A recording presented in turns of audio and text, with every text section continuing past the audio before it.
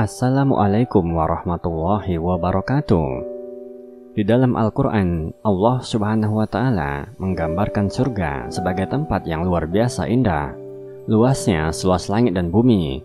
Keindahannya belum pernah terlihat oleh mata, belum pernah terdengar oleh telinga, dan belum pernah terlintas di hati.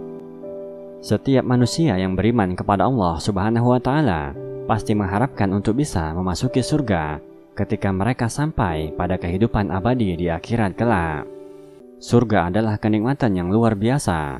Bahkan wangi surga sudah bisa tercium dari jarak 70 tahun perjalanan.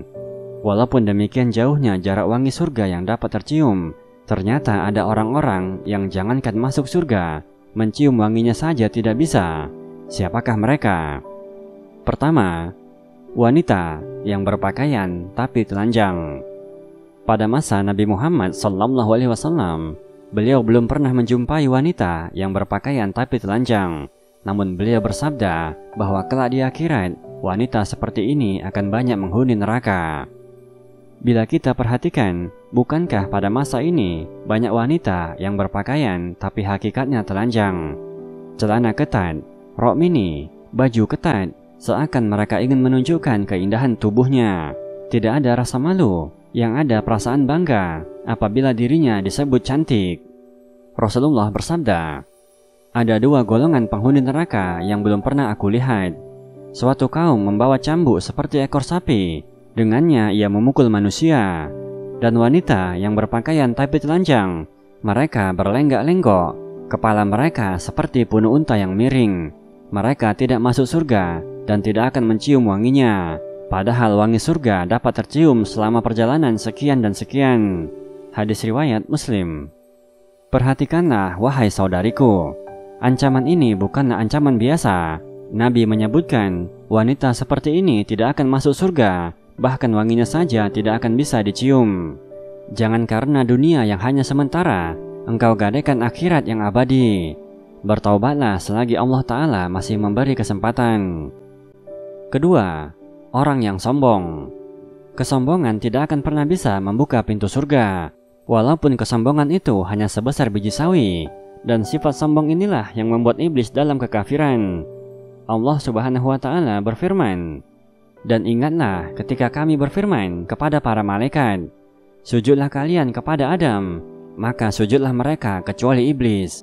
Ia enggan dan takabur, dan ia termasuk golongan orang-orang yang kafir. Quran Surah Al-Baqarah ayat 34. Kemudian Rasulullah SAW bersabda, tidak akan masuk surga seseorang yang dalam hatinya ada kesombongan walau sebesar biji sawi. Kemudian ada yang bertanya, bagaimana dengan orang yang suka memakai baju dan sandal yang bagus? Rasulullah menjawab, sesungguhnya Allah itu indah dan menyukai keindahan. Sombong adalah menolak kebenaran dan meremehkan orang lain. Hadis riwayat Muslim. An-Nawawi rahimahullah berkata, hadis ini berisi larangan dari sifat sombong, yaitu menyombongkan diri kepada manusia, merendahkan mereka, serta menolak kebenaran. Ketiga, orang yang belajar agama hanya untuk mencari dunia. Orang yang belajar ilmu akhirat namun tujuannya hanya untuk mendapatkan kenikmatan dunia, maka dia tidak akan bisa mencium wangi surga. Rasulullah bersabda, barang siapa yang menuntut ilmu, belajar agama yang seharusnya untuk Allah, namun ia tidak mempelajarinya kecuali untuk mencari dunia, maka pada hari kiamat ia tidak akan mendapatkan wangi surga. Hadis riwayat Ibnu Majah. Inilah akibatnya mempelajari agama hanya untuk meraih kenikmatan dunia. Belajar bertahun-tahun hanya untuk mendapatkan gelar dan sanjungan. Tidak ada niatan untuk meraih ridha Allah Ta'ala. Allah Subhanahu wa Ta'ala berfirman, barang siapa menghendaki kehidupan duniawi, maka kami segerakan baginya di dunia ini apa yang kami kehendaki bagi orang yang kami kehendaki. Kemudian kami sediakan baginya di akhirat neraka jahanam. Dia akan memasukinya dalam keadaan tercela dan terusir. Quran Surah Al-Isra ayat 18. Keempat, menyemir rambut dengan warna hitam. Dari Jabir radhiyallahu anhu ia berkata, pada hari penaklukan Mekah, Abu Quhafah datang dalam keadaan kepala dan jenggotnya telah beruban. Lalu Rasulullah bersabda, ubahlah uban ini dengan sesuatu, tetapi hindarilah warna hitam. Hadis riwayat Muslim. Menyemir rambut dengan warna hitam, baik laki-laki maupun wanita, saat ini mungkin sudah dianggap sebagai hal biasa. Padahal itu akan membuat pelakunya tidak akan bisa mencium wangi surga. Rasulullah bersabda, pada akhir zaman nanti akan muncul suatu kaum yang bersemir dengan warna hitam seperti tembolok merpati. Mereka itu tidak akan mencium wangi surga. Hadis riwayat Abu Daud, An-Nasa'i, dan Ibnu Hibban. Kelima, wanita yang minta cerai tanpa alasan syar'i. Perceraian adalah perkara halal yang paling dibenci oleh Allah. Boleh dilakukan untuk menyelamatkan keluarga, baik suami, istri, maupun anak, dari kemudaratan yang lebih besar. Namun jika ada wanita yang minta cerai tanpa suatu alasan, maka ancamannya adalah wangi surga haram baginya.